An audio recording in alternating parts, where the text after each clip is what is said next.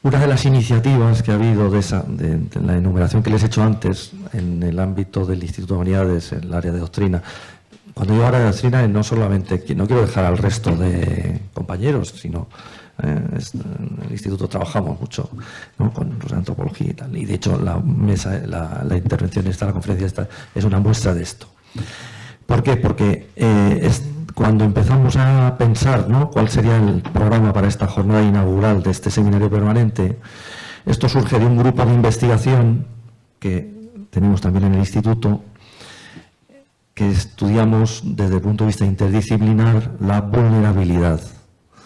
Surgió de un proyecto identitario y de ahí se conformó un grupo interdisciplinar sobre la vulnerabilidad, donde estudiamos la vulnerabilidad humana, la debilidad humana, desde las doctrina social de la Iglesia y desde las distintas perspectivas de estudio que afronta la doctrina social de la Iglesia.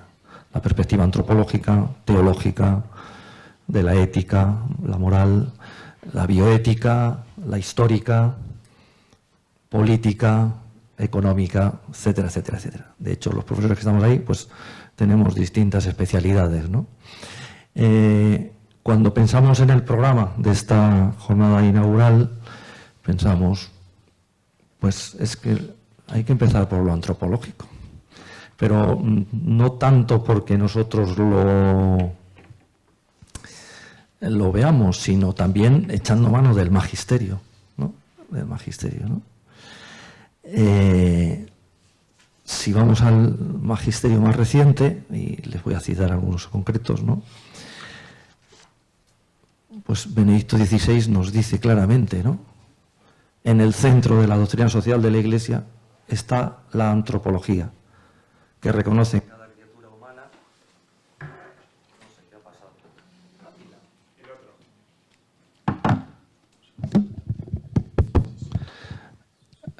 Benedicto XVI, con una claridad teológica muy importante, me parece a mí, en el centro de la doctrina social de la Iglesia está la antropología, que reconoce en cada criatura humana la imagen del Creador, dotado de inteligencia y de libertad, capaz de conocer y amar. No me voy a alargar, tengo más citas, pero si vamos al Papa Francisco, la doctrina social de la Iglesia nace del encuentro del mensaje evangélico con las situaciones de la vida, con la luz de la razón y de la fe, y busca una antropología integral. Voy al Papa León XIV, en otro discurso más reciente todavía. Este fue del 2025, el 17 de mayo, un poquito días después de su...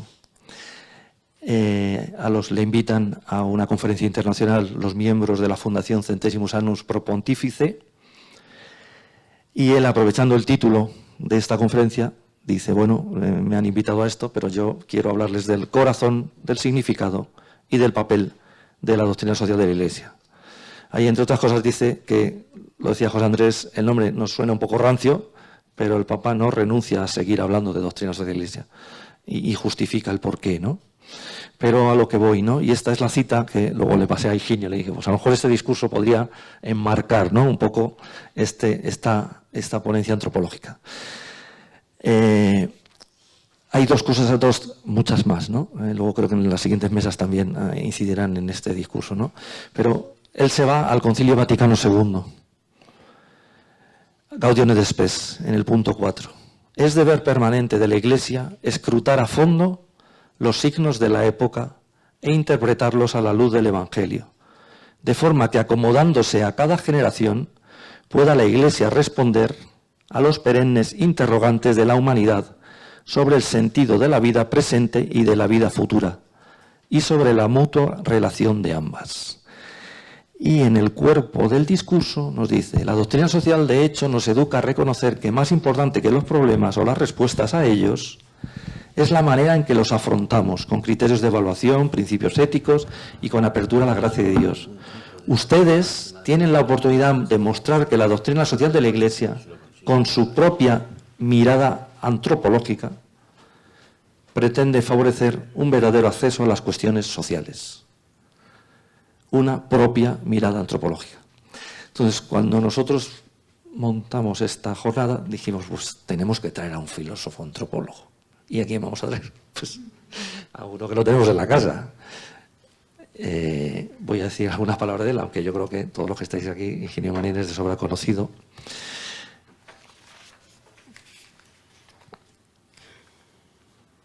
Bueno, pues es un verdadero privilegio contar con él.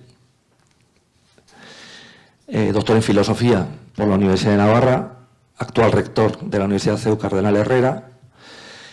Ha dedicado buena parte de su trayectoria académica a explorar las grandes preguntas sobre el ser humano, la cultura, la sociedad, pensamiento profundo, me gusta que es además comprometido, un referente me parece a mí en la filosofía contemporánea. Ha desarrollado una intensa labor docente e investigadora, mirada lúcida y crítica sobre la condición humana, sobre la cultura contemporánea. Los fundamentos de la vida social, autor de numerosas publicaciones, voy a citar algunas: Agorafilia, apuntes para una nueva era, Humano, todavía humano, una muy reciente, Filosofía breve de la vida, Civismo y ciudadanía, El hombre y sus alrededores. Ha reflexionado mucho sobre la universidad, la universidad como excepción, de esta ediciones, Teoría de la cordura. Y en Ediciones Encuentro, entre otras, tiene La invención de lo humano. Bueno, pues y además de su labor académica, el profesor Marín ha participado activamente en órganos consultivos, fundaciones, conferenciante, foros internacionales, nacionales. Bueno, creo que la reflexión que nos va a hacer esta mañana el profesor Marín nos va a ayudar precisamente a esto, ¿no? A profundizar en lo que decía Juan Pablo II. La cuestión antropológica es el centro de la doctrina social de la Iglesia. Le agradezco muchísimo que esté aquí, en su apretadísima agenda como gestor ya. Y nada, sin más, le doy la palabra. Muy bien, pues muchas gracias en primer lugar al Instituto por la invitación, a mi querido José Ignacio, al director. Y hay tantas caras amigas y conocidas que creo que ya casi cualquier preámbulo lo podemos obviar. Yo voy a intentar ceñirme también a los 45 minutos que me han dado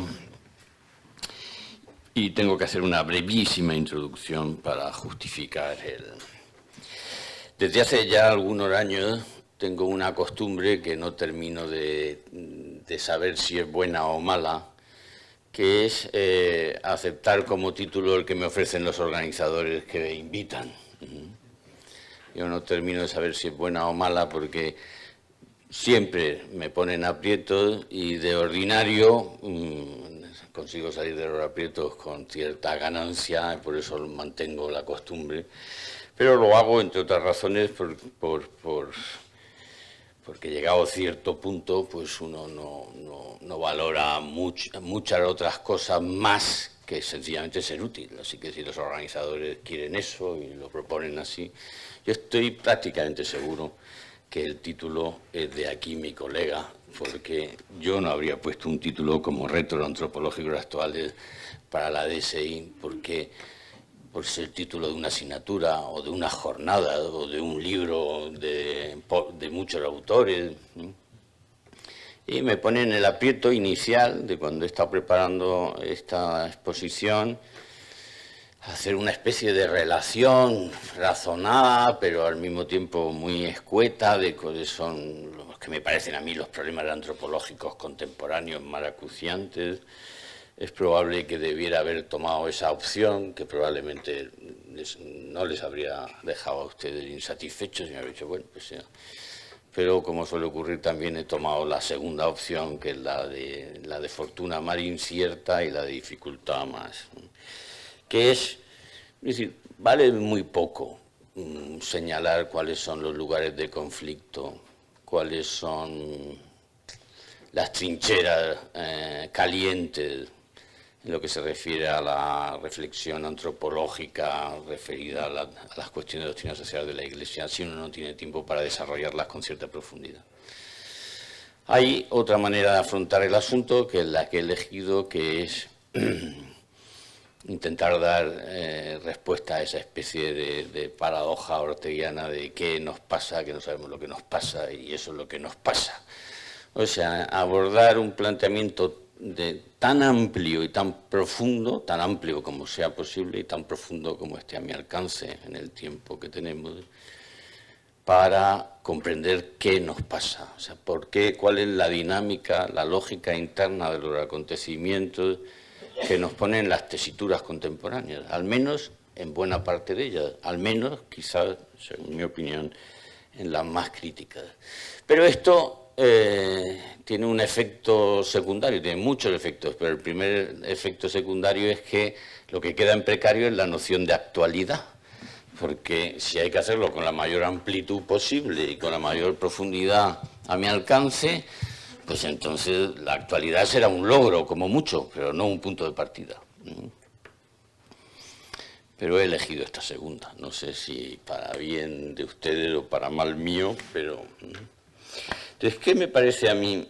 O sea, en los 30 y ya y pico años que llevo dedicado a la docencia y al estudio de la antropología filosófica, ¿qué cosas me parece que tienen el carácter de lo actual? Digo, por solventar un poquito la precariedad del discurso acerca de lo actual que voy a tener luego. Yo creo que los profesores de antropología, de filosofía del hombre, en buena parte de los últimos 30 años teníamos como reto académico exponer de manera consistente, razonablemente plausible, si era posible algo más que meramente plausible, la espiritualidad de un sujeto al respecto del cual todos los naturalismos, los materialismos, los determinismos asfixiaban esa condición espiritual que, a mi juicio, y poco a poco, durante los últimos siglos, se ha decantado como una discusión sobre la condición libre del ser humano. Si hay libertad, hay espíritu; si no hay libertad, no hay espíritu, y por eso los determinismos son tan críticos como los materialismos. Pero en los últimos 10 años, yo diría, el asunto tiene precedentes, pero en los últimos 10 años los profesores de antropología, tengo que decir que con gozo por mi parte, nos vemos en una tesitura y es explicar que el ser humano es un mamífero y que la condición mamífera del sujeto es intrínseca, constitutiva y esencial. Y este giro, es un giro en escala menor desde el punto de vista temporal, a mí me parece muy significativo.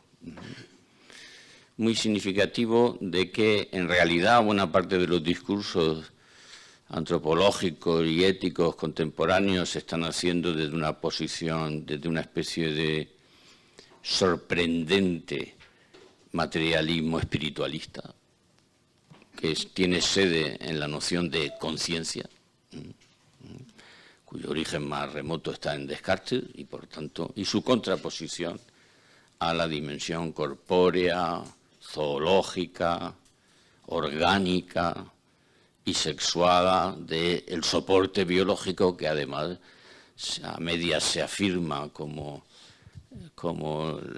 la plataforma de las satisfacciones hedónicas, y a medias se afirma también como prescindible mediante otros soportes que pudieran servir de sede de una conciencia, ¿no? Bueno, entonces ese giro me parece muy bien. Esto es una aportación muy valiosa para mí, y creo que para los anteriores también lo habría sido.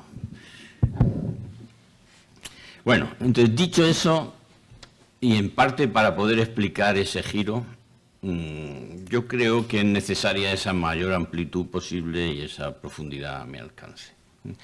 ¿Hay algún modo de pensar que caracterice, a mi juicio, la mayor parte de la historia del pensamiento occidental sobre, no diría solo sobre lo humano, yo lo ampliaría más, sobre lo real en general, pero ciñámonos a lo humano, que nos ofrezca el punto de contraste para entender los fenómenos históricos antropológicos de los últimos 2 o 3 siglos? A mí me parece que sí, que la hay. Me dirán ustedes, pues, pues es mucho, hace falta mucha simplificación. Yo diría, bueno, hace falta mucha síntesis. Quizás esa síntesis implique algo de simplificación, pero a mí me parece, y la propuesta es mucho más osada, es que esta es la manera de pensar desde que el ser humano sobre el planeta es capaz de tener un pensamiento mínimamente elaborado y reflexivo sobre sí mismo.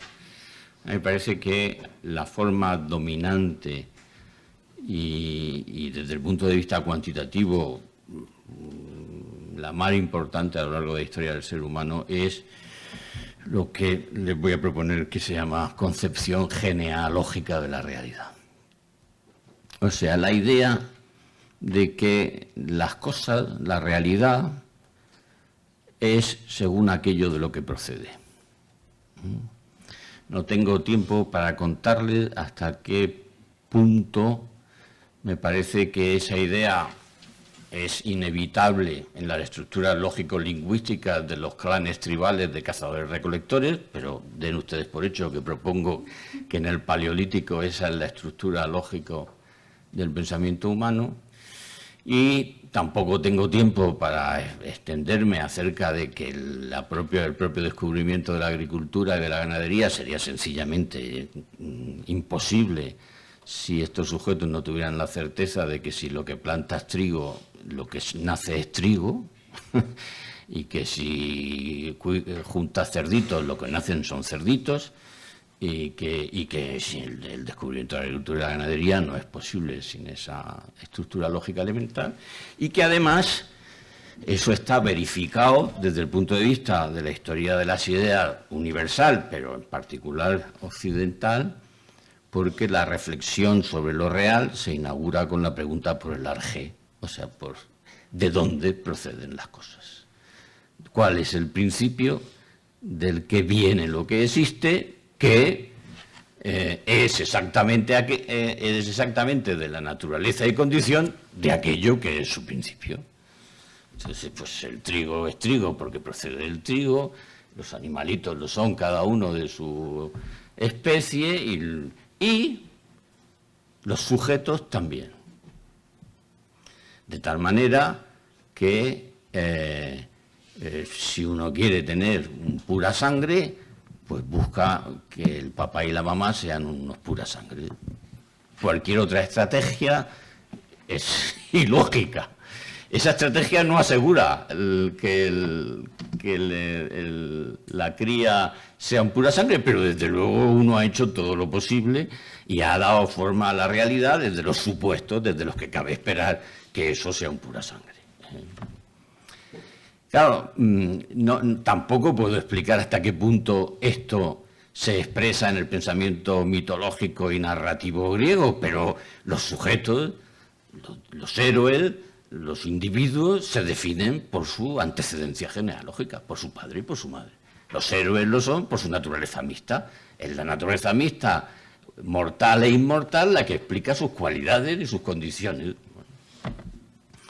Y eso ocurre en las narraciones mítico-épicas, en la epopeya griega, y ocurre en la reflexión filosófica griega, que a mi juicio tiene su clímax desde este punto de vista. Desde otros puntos de vista admito que esto es policéntrico, pero desde este punto de vista, desde luego no hay autor que concluya más esta perspectiva que Aristóteles. La noción aristotélica de naturaleza es el arjé. Lo que Aristóteles hace respecto de la filosofía presocrática, respecto de la primera filosofía presocrática, es precisar esa especie de materialismo confuso. No es propiamente hablando materialismo, en mi opinión, es porque sería un materialismo previo a la noción de materia, y eso no es concebible, ¿no? Pero introduce un principio material y un principio formal. La gran aportación aristotélica es la formalización categorial del principio formal. Entonces, pues, la síntesis de ambos pues da lugar al principio que es la naturaleza, ¿no? Pero me parece a mí, ya estoy corriendo muchos riesgos especulativos bueno, hasta ahora pocos, comparado con lo que voy a hacer a correr a continuación. Me parece a mí que por eso mismo Aristóteles, como creo que le pasa a la mayor parte de la filosofía, eleva su tiempo a categoría de concepto. No digo que quede encapsulada en los horizontes de su propia época, pero la expresa e incluso le da cumplimiento. Le da un cumplimiento que a mi juicio en muy buena medida es perdurable hasta la primera modernidad europea. No estamos hablando de un acontecimiento menor en la historia, no estamos hablando de los aportes de Plotino o de aspectos de la filosofía moral de Séneca, estamos hablando del marco y la estructura lógico-lingüística con la que los occidentales se piensan, nos pensamos, y no es un hecho además excepcionalmente occidental. Claro, en la noción aristotélica de teleología, de naturaleza, se introduce la dimensión teleológica, que es una genialidad aristotélica, por la que, y esto es muy interesante, todo lo que se cumple como fin estaba en el principio. De tal manera que el conjunto del desarrollo al propio fin y a la propia perfección de cualquier realidad no hace más que dar cumplimiento a las potencialidades constitutivas del sujeto, que además son las de su especie, o sea, las de su linaje, y es difícil. Claro, nosotros tenemos un acceso, muchos de nosotros, quizás muchos de ustedes, tenemos un acceso a Aristóteles mediado por Santo Tomás. Pero Aristóteles no es pretomista. Aristóteles es un griego inmigrado. Hay una sociología sobre la inmigración que produce que cuando se produce integración, la integración asume todas las formas tópicas de la cultura receptora, y es un asunto muy interesante porque eso le pasa a Aristóteles. Aristóteles es más griego, más castizamente griego que Platón, mucho más. Todos los tópicos griegos están incorporados a la idea griega. Y, a mi juicio, el tópico axial en la cultura griega es precisamente que el fin está contenido en el principio, pero no en el sentido teleológico que nos ofrece la mirada atomista y la cristiana medieval, sino en el sentido griego de que eso es una estructura destinal, de que el punto de llegada coincide con el punto de partida. Y si alguien tiene al respecto pues dudas contextuales, pues que piense el arquetipo narrativo del sujeto griego es un sujeto que va de vuelta a casa. O sea, Homero, Ulises. Dar cumplimiento a toda la biografía heroica de Ulises es volver. ¿A dónde? Al punto de partida. Acrecentado, glorificado, con gestas memoriales, pero al punto de partida. Yo no creo, sinceramente, que Aristóteles escape de la estructura destinal de la concepción de la existencia griega con su noción de naturaleza. Más bien creo que la noción de naturaleza plantea dificultades serias para salir de la estructura destinal del mundo griego. No digo que sea imposible pensar la ruptura del orden, digo que plantea dificultades. Dificultades que a mi juicio pasan desapercibidas cuando a Aristóteles se lanza una mirada mediada por Santo Tomás y no contextualizada histórico-culturalmente, diciendo pues que esto es la expresión categorial, la elevación a concepto del tiempo y de los supuestos antropológicos, narrativos, etc. Ese paradigma tiene una expresión muy visible y que a mí me permite decirla de una manera muy intuitiva y que por eso la utilizo, en un paradigma narrativo que se extiende a lo largo de la Edad Media y que de aquellos de ustedes que se dedican a la literatura, si investigan, podrán reconocer, que es, perdóname que se lo resuma muy brevemente, que es, bueno, es lo cuento. Un rey tiene una hija princesa, la hija princesa es raptada por una bruja o un dragón, el rey promete en matrimonio al príncipe que libere a la hija princesa, la promete en matrimonio, el conjunto de los príncipes del país o del entorno lo intentan, nadie lo consigue. Un día un hijo de pastores pasa por allí, ve al dragón o la bruja o de lo que se trate, inopinadamente lo vence, rescata a la princesa, la regresa al palacio y entonces el rey se encuentra con la dificultad de cómo entregar en matrimonio a su hija princesa con un hijo de pastores, pero cuando está a punto de tener un desenlace trágico, resulta que se descubre que el hijo de pastores no lo era realmente, porque era un príncipe abandonado, porque había sido no sé qué, y entonces esa estructura narrativa es perfecta, la perfecta encarnación narrativa de lo que le estoy diciendo. Nadie puede dar de sí lo que no estaba en su origen. Y si alguien hizo una gesta de príncipe, eso es un príncipe. Lo que se vuelve dudoso es que sus padres sean pastores. Porque si el fin ha sido ese, el principio no puede ser. El fin no puede implicar novedad significativa respecto del principio. Ahí se ve que hay una estructura destinal latente y que se convierte en un principio de confusión de qué es el desarrollo biográfico existencial de un sujeto y en qué sentido lo podemos llamar libre cuando estamos hablando de una... No se entiende, ¿verdad? Y entonces se entiende lo que hizo Felipe II cuando tenía un nuevo territorio recién conquistado. Había sido conquistado ya, pero se había sido entregado a la Orden de San Juan de Jerusalén como encomienda. La Orden de San Juan de Jerusalén, por razones que no he investigado, o lo abandonó, o el rey tenía interés en que lo abandonara, y entonces dijo, tengo que elegir a alguien para que gobierne esta comarca con estas poblaciones. Dijo, ¿y a quién voy a gobernar? Pues a un hijo de pura sangre, o a un pura sangre. ¿Y cómo es de pura sangre? Pues a un señor que fue a Lepanto y mató a muchos turcos, me imagino, y lo hizo con el Valle de San Juan. La orden era de San Juan de Jerusalén, la que estaba allí, y ese era mi pueblo. Y entonces el conde del Valle de San Juan estuvo en mi pueblo desde el 1500 con Lepanto hasta el 1890, que todavía seguía allí, prácticamente con todas las servidumbres íntegras, con todos los territorios íntegros, con todas las delegaciones íntegras, administraba la justicia, prácticamente. ¿Y por qué? ¿Cuál era el criterio de legitimación de que el sujeto, que el conde del Valle de San Juan, ejerciera eso? Pues que era un hijo de pura sangre. O sea, porque era un criterio de legitimación estrictamente hablando genealógico.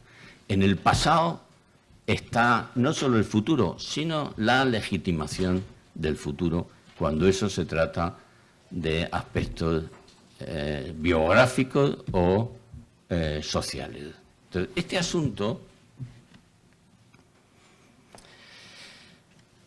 tiene un recorrido muy azaroso y muy interesante. Yo escribí un libro para contar cómo este asunto, la evolución en el pensamiento occidental desde la antropología aristotélica con sus supuestos pre-políticos hasta el desarrollo de la modernidad europea, la Ilustración. Ese libro es uno de los que se ha citado, La invención de lo humano.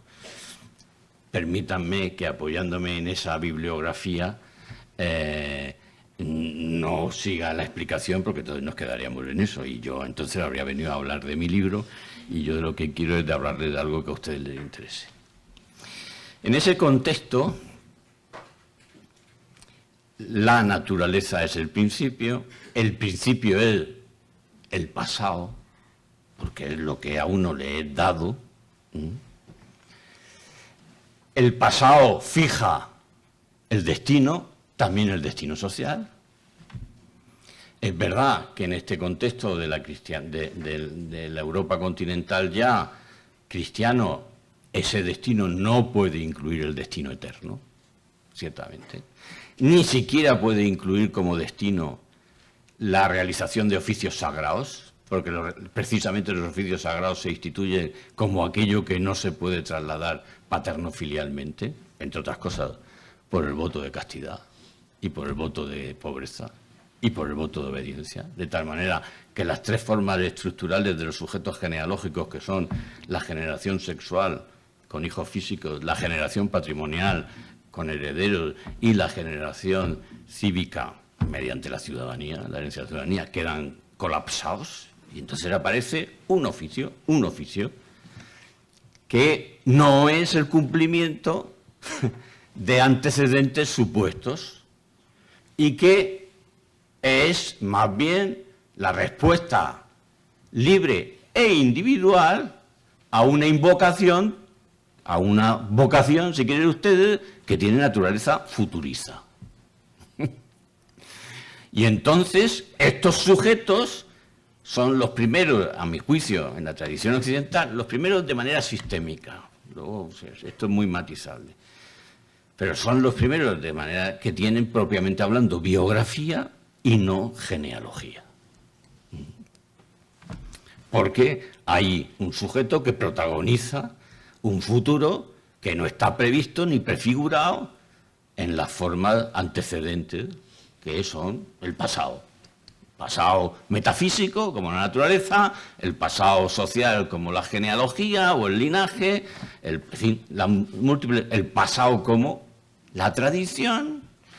Y entonces se entiende que cuando este tipo de sujeto se afirma a sí mismo como el principio del agente social, como el agente social legítimo, hay una institución que va extendiendo a los oficios civiles esta, por así decir, autodeterminación del sujeto a un oficio que no es heredado.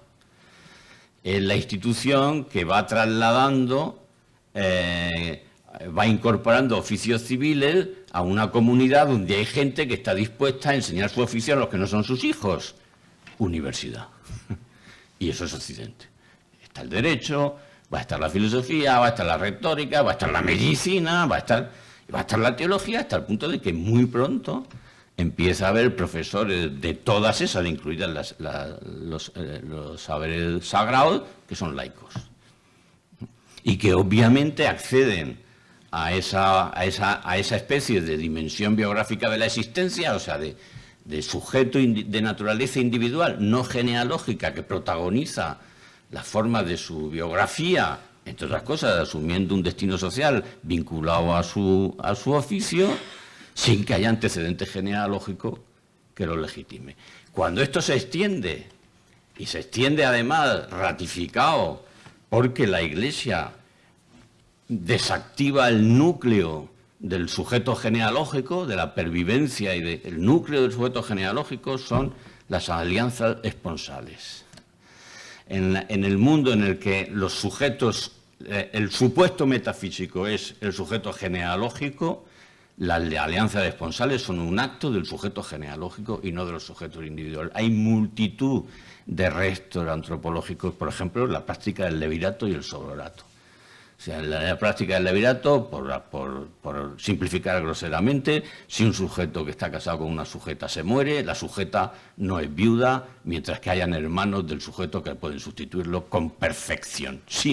¿Por qué? Porque el vínculo no se establece propiamente entre sujetos individuales, sino entre disponibilidades individuales de un sujeto genealógico. Y por tanto, la decisión es paterna, o si quieren ustedes, patriarcal.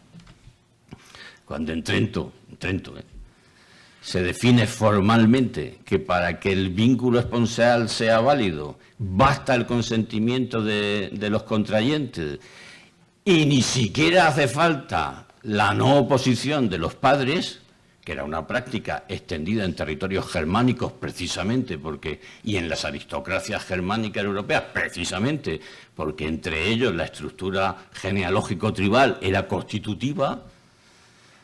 Y cuando ocurre eso, pues en un sistema social donde la prefiguración destinal colapsa al respecto del acto matrimonial y colapsa al respecto del oficio, pues van generando sociedades donde el sujeto individual, que es el que va a comparecer al juicio final, que es otra doctrina de la Iglesia que se va perfilando progresivamente, que tiene naturaleza individual, que es juzgado, individualmente, y por tanto que nadie acude allá ni con los pecados de sus padres ni con los méritos de sus padres, hablando sin matices que serían necesarios, pues entonces se entiende, con perdón, desde esta perspectiva, que la Revolución Francesa es un hecho natural.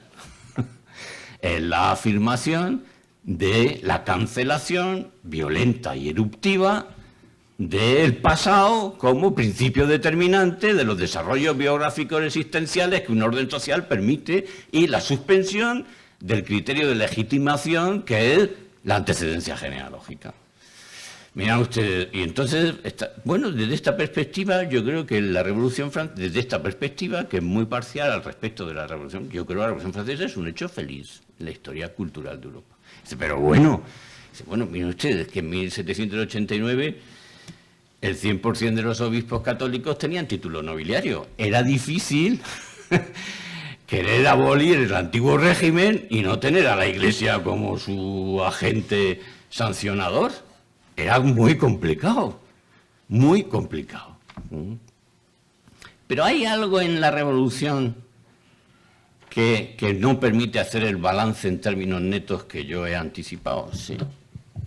Desde poco antes de la Revolución, a mi juicio, y no lo digo por culparlo al pobre, que parece que siempre estamos adjudicándole lo peor, pero a mi juicio, desde Lutero, en esta lógica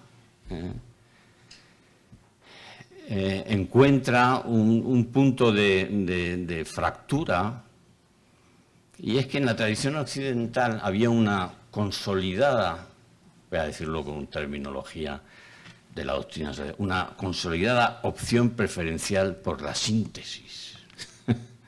De hecho, el estudio de la historia de la idea occidental es el de esforzados intentos por encontrar soluciones sintéticas ante polarizaciones que de suyo parecen antitéticas. Por ejemplo, spiritum mamífero. O si quieren ustedes, animal racional. A nosotros nos parece una cosa, pero lo último que esperas de un animal es que sea racional, y lo último que esperas de una sustancia racional es que sea animal. A nosotros nos parece, pero no lo es. O, ¿qué tal? Dios y hombre. O, si nos ponemos, ¿qué tal uno y trino? Es constante la propensión a encontrar soluciones sintéticas entre términos aparentemente antitéticos. Y a mi juicio es de lo más valioso que hay en la tradición occidental. Pero ya en la primera modernidad del Renacimiento se produce un fenómeno muy extraño que yo todavía no creo poder explicar con solvencia, que a mí me parece una especie de crisis de paciencia. Y dice, pues no. No. Todos los elementos que parecen sintéticos se vuelven antitéticos entre sí. Y se afirma, se produce una especie de dialectización en el sentido este. La afirmación de lo nuevo requiere la negación y la ruina de lo viejo. Y este elemento nuevo no estaba ni en la afirmación católica de que el vínculo matrimonial era válido por el solo consentimiento de los cónyuges, porque eso no cancelaba los deberes de la piedad filial, ni estaba en la generación de una capacidad de autodestinación social a partir del propio mérito y la capacidad, que es lo que las universidades producen, porque eso tampoco requería la cancelación de la piedad filial, ni de los deberes en conjunto de la piedad, que como saben ustedes no es solo la piedad filial familiar, sino también el patriotismo como virtud de piedad y la veneración respetuosa por los dioses, que son las tres dimensiones de la pietà romana. Pero en la Revolución Francesa sí hay una cancelación. Y una cancelación de los deberes de la piedad, o dicho de manera positiva, pero en negativo. la Revolución Francesa es antropológicamente hablando impía, porque afirma lo nuevo mediante la negación violenta de lo anterior. Y lo anterior es, para que nos entendamos, el pasado. Desde el pasado metafísico hasta el pasado genealógico.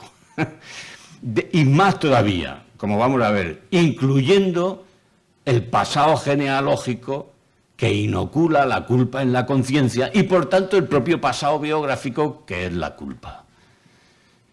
Y entonces, en mi modesta capacidad, yo no he encontrado emplazamiento o, ¿cómo decir?, o enfoque en la historia de las ideas europeas que a mí me abra un panorama más amplio y más comprensivo de los fenómenos que se siguen de la modernidad. El primer sujeto que encarna ese repudio del pasado es el que no lo tiene, en contraste con la sociedad aristocrático-cortesana, que es el burgués. No tiene genealogía, no tiene bienes raíces, que son la materialización de la genealogía en una heredad, y encarna el primer movimiento de la Revolución Francesa, que es de la Revolución, de la época de las revoluciones, que es de un alcance ético, político y social, fundamentalmente. Pero muy pronto en el burgués se descubren modalidades nuevas del pasado. El capital es un pasado abstracto, pero es dinero, este sujeto tiene dinero, y entonces los nuevos sujetos, que son la encarnación perfecta del repudio moderno del pasado, son aquellos que no tienen dinero, no tienen nada. Pues el proletariado, obviamente. Lo que no tiene es capital. No, por supuesto, no tiene genealogía y no tiene bienes raíces, por supuesto. Y además está todavía más desposeído de la otra forma insidiosa del pasado, que es la tradición y las costumbres, al respecto de las cuales la burguesía europea desarrolla conductas miméticas. Y en el proletariado no hay tradición. Las primeras comunidades humanas, al menos en lo que yo he podido estudiar, en los que no se practican cultos rituales y no se levantan templos, son las periferias de las grandes ciudades europeas, en particular Londres, de la primera revolución industrial, donde todo el campesinado fluye en masa y no se levantan templos en los cinturones proletarios de Londres, se pierden las celebraciones, los sujetos se destradicionalizan. Es un fenómeno muy interesante porque la destradicionalización caracteriza al sujeto contemporáneo. Y eso se da en el alcance de una biografía en poblaciones masivas de Europa, que son las que se proletarizan en los cinturones industriales de las primeras revoluciones. Bueno, pues el proletariado es el sujeto que no tiene pasado ni en ninguna de las dimensiones. Bueno, todavía hay un sujeto que puede encarnar, porque todavía el proletariado, como cree descubrir el pensamiento europeo en los sistemas totalitarios, es muy interesante saber las reflexiones al respecto de la imposibilidad de implantar, de llevar a cabo la revolución que se hacen en el contexto del pensamiento marxista de los regímenes estalinistas, que es el pasado. El pasado sigue vivo en los proletarios. ¿Por qué? Pues porque siguen vivas todos los supuestos. Y entonces hay algún sujeto que encarne todavía mejor el pasado. O sea, y por tanto que protagonice una nueva revolución, porque la primera es la revolución burguesa, la segunda es la revolución proletaria. Sí, hay un sujeto que encarna muy bien el pasado, mejor que el proletariado. Y ese sujeto es la juventud. No tiene pasado. Es el sujeto desposeído de pasado, por completo. Donde se incuba el sujeto revolucionario por excelencia, porque es puro futuro. Pura suspensión del pasado. Seguro, bueno, es pura suspensión del pasado siempre que se suspendan dos dimensiones del pasado que siguen vigentes en cualquier sujeto y que ya malograban al proletariado, que es los supuestos de la estructura lógico-lingüística del lenguaje humano. Y eso se puede arreglar, pues, rompiendo esa estructura, fragmentándola. Y entonces decir él, ella y ella es un acto revolucionario. Lo es. Estrictamente hablando, lo es. Lo es. Se dice, bueno, a ustedes parece, les da risa. Dicen, bien, bien, pero tengan, a ver si, como les salga bien, los que vamos a dar risa somos los demás. Y desestructurando los condicionantes que se siguen de nuestra condición corpóreo-mamífera, porque la especie es un linaje desde Darwin. Y por tanto, la condición de organismo mamífero es el último residuo, incluso preconsciente, de la prefiguración destinal que el pasado, en este caso con la forma de una genealogía en el contexto de las especies, que es la del Homo sapiens, introduce en los sujetos. Y ahora, y entonces, ¿y todo eso para qué? Para ir segregando al sujeto puro, que es el individuo abstracto, que es aquel abstracto en sentido metafísico, que es aquel que tiene, incluso respecto de sus condiciones corpóreo-mamíferas, una relación de extrañeza. Una relación de extrañeza que es constitutiva de su disponibilidad libre de esos aspectos. Y eso es imposible sin un contexto institucional capaz de, con capacidades demiúrgicas, con capacidad de dar forma a la realidad, que es el Estado, con su matriz revolucionaria y con sus cadencias consecutivas que van desde el Estado revolucionario burgués, al Estado revolucionario proletario, al Estado revolucionario, al Estado revolucionario jovial, al Estado revolucionario posjovial, porque no encuentro nombre para el sujeto que cree que ha llegado a la condición de disponer no solo de su sexualidad, sino también de su edad.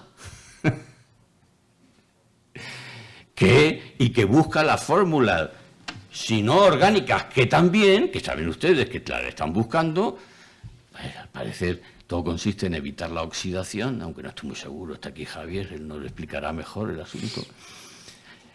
Pero da igual, porque el pasado tóxico es la culpa. Si eliminamos la culpa, eliminamos la forma con la que el pasado condiciona el futuro. Y el gran esfuerzo en esa dirección es Freud. Y la condición del neofreudiana del marxismo contemporáneo convierte los episodios de la revolución en episodios en el orden de la psique. Y por tanto lo personal se vuelve político, obviamente. Y todo eso solo es posible, como digo, en el contexto del Estado. Porque en ningún otro sitio, porque yo diga soy Pepita, ocurre que sea Pepita. Para que si yo digo que soy Pepita, el signo produzca lo que significa, tiene que haber un entorno de potencia sacramental, o si quieren ustedes, performativa, en mi decir. Y ese entorno es el Estado. ¿Qué? Hace saber a los demás que si un fulanito dice que es Pepita porque como ustedes digan que no es Pepita, les cerramos el chiringuito. La universidad. O la escuela, o la tienda, o el hotel. Así que va usted a ver si los signos producen lo que significan o no. Y entonces, ¿cuál es el sujeto contemporáneo? El sujeto contemporáneo es, a mi juicio, la metabolización que hace el Estado, nuestro Estado, de un principio cristiano, que es la igualdad metafísica de los sujetos, por decirlo así. Y que a mi juicio tiene un episodio que no encontramos ni en Aristóteles, ni en Platón, ni en Séneca siquiera, que es el más asimilado, ni encontramos cuando Pablo dice En Cristo Jesús ya no sois ni varones, ni hembras, ni libres, ni esclavos, ni griegos, ni bárbaros. Uno en Cristo Jesús. Ese uno en Cristo Jesús cree poder prescindir de lo que le convierte en varón o hembra, de lo que le convierte en griego o en cualquier otra cosa, de lo que le convierte en cristiano o en cualquier otra cosa, pero solo puede hacerlo ante el poder constitutivo de un Estado. O sea, tal y como comparece el Estado ante un sujeto que se presenta a la Administración de Justicia. El juez tiene que juzgarle con completa abstracción, bueno, luego resulta que no lo hacen, de si es varón o no, de si es rico o no, de si es un sujeto culto o no, de si es esto o lo otro. O sea, comparece en unos términos de igualdad abstracta que señalan al sujeto como la sede de disponibilidad de cualquier otra forma de singularidad, ya sea biológica, cultural, y por tanto el Estado es una instancia de naturaleza metafísica. Porque es el lugar donde comparece la genuina dimensión metafísica del sujeto. O dicho de otra manera, cada vez que uno va a un juzgado sin darse cuenta, desde que entra por la puerta y hasta que llega delante del juez, tiene algo así como lo que Husserl quería, una epogé por la que cuando llega ante el juez uno es un puro sujeto metafísico, sin sexo, sin tradición, sin linaje, sin pasado. O con un pasado que vamos a discriminar ahora, pero sin más culpa que la del orden legal ante el Estado. Esta es mi propuesta. Estoy en los 45. Pero puedo decirla de otra manera, y resume todo lo anterior. La idea de que el pasado es constitutivo, ya sea en el orden metafísico, en el social, o la idea de destino, se puede describir con una oposición muy cara, muy querida al derecho romano, y que luego van a trabajar muchos autores como Hobbes con base en el derecho romano, pero no tenemos tiempo para eso, que es la distinción autor-actor.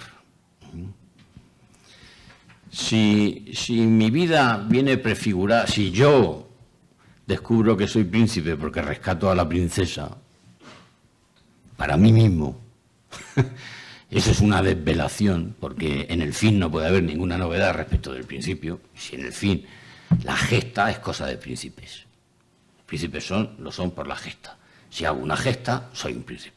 Esta se puede. Si eso es así, entonces yo no soy más que el ejecutor que da cumplimiento al que representa una vida cuyo guión estaba escrito antes. Y mi vida es destino. Y si yo soy el actor y quiero liberarme de mi condición de mero actor, no tengo otra posibilidad que matar al autor. Y el autor de autores es Dios. Y entonces aparece la idea europea de que la muerte de Dios es consecuencia de la afirmación de la libertad del hombre.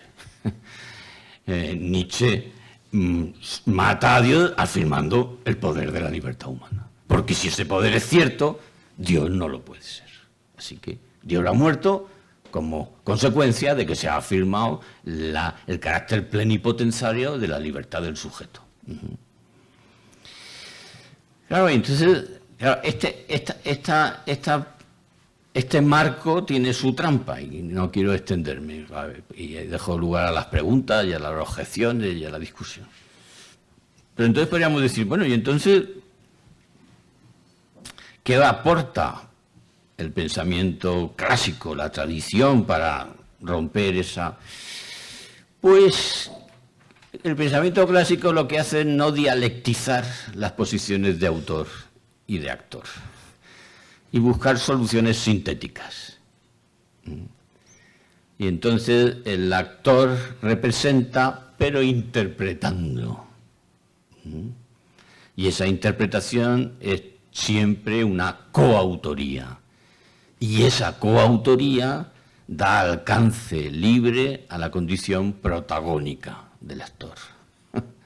Pero esa síntesis solo es posible en la medida que el pasado es simultáneamente suspendido como necesidad prefigurante y al mismo tiempo afirmado como indicio relevante. Y por tanto afirmando que efectivamente las dimensiones genealógicas de la existencia no pueden tener el carácter prefigurante o destinal que pretende el pensamiento precristiano, clásico precristiano, pero no pueden ser suspendidas en su naturaleza indiciaria, o si quieren ustedes, que el hecho de haber nacido con una morfología de varón no es un hecho irrelevante, sino que tiene la condición indiciaria y al mismo tiempo posibilitante. Hay un término que recoge en su etimología y en su sentido actual lo que yo les estoy queriendo decir. Lo podemos dialectizar. De hecho, de ordinario se dialectiza. Mi propuesta es que no se dialectice, claro, que es el término invención. Como ha aparecido mencionado en el libro que recoge esa historia y en el que hay un libro al que llamé La invención del humano hace 32 años, ahí va la historia, ¿no? Y que está publicado efectivamente en Encuentro, ¿no? Su segunda edición. Claro, invención para ustedes y para mí tiene las dimensiones de lo creativo, incluso de lo imprecedido, porque si es una invención no puede.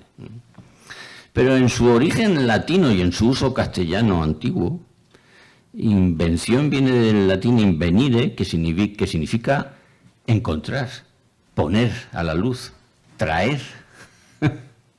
De hecho, y es muy significativo el asunto, los castellanos del 16 hablan de la invención del Nuevo Mundo, pero no en el sentido de una creación, sino de hallazgo, de descubrimiento. A mí me parece que si nos esforzamos por buscar una fórmula sintética, encontramos la relación entre libertad y naturaleza, entre actor y autor, entre antecedencia genealógica y biografía existencial, entre condición espiritual y por tanto libre, y que esa condición libre sea intrínsecamente mamífera. Y ya quiero acabar. Pensar implica pensar, digo en general, no digo pensar en filosofía, implica un proceso de desacostumbramiento. O uno consigue extrañarse de las cosas, o sencillamente no consigue ponerse ante las cosas. Desde el punto de vista de la historia de las ideas, y desde el punto de vista es más extraña la posición del que quiere encontrar una síntesis entre la condición mamífera y la condición espiritual, que la del que quiere afirmar la irreductibilidad antagónica de lo corpóreo y de la conciencia, de la red extensa y de la red cogital, de la condición mamífera y de la condición espiritual. Esta posición es más espontánea, por decirlo así. Es más raro que haya unos sujetos empeñados en explicar que hay un espíritu mamífero. Porque lo raro es un espíritu mamífero. Es que es muy raro.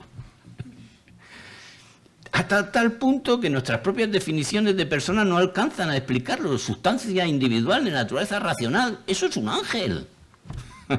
Hay que especificar que la sustancia es de naturaleza corpórea y todavía, si querés, de corpóreo mamífera, porque no puede ser un anfibio. Porque la condición mamífera es constitutiva, intrínseca a la condición espiritual del ser humano. Y solo si somos capaces de pensar eso, somos capaces de pensar que la sexualidad tiene dimensiones comunicativas, de intimidades donales que se dan y al mismo tiempo tiene que ver con la procreación. De una dimensión genealógica y que ambos son fines intrínsecos de la acción sexual. Pero nosotros mismos alimentamos esa dualización dialectizada cuando durante tanto tiempo hemos sido ciegos, por ejemplo, a las dimensiones de comunicación de intimidad libérrimas, anteponiendo que el fin de la sexualidad es el fin de las dimensiones. ¿Se entiende, verdad? Que sería tanto, de hecho es tanto, pero más grave, que decir que el fin de la comida es la nutrición. No, eso ocurre con los lagartos, con los antílopes. O sea, el fin de la comida es la nutrición para los bichos.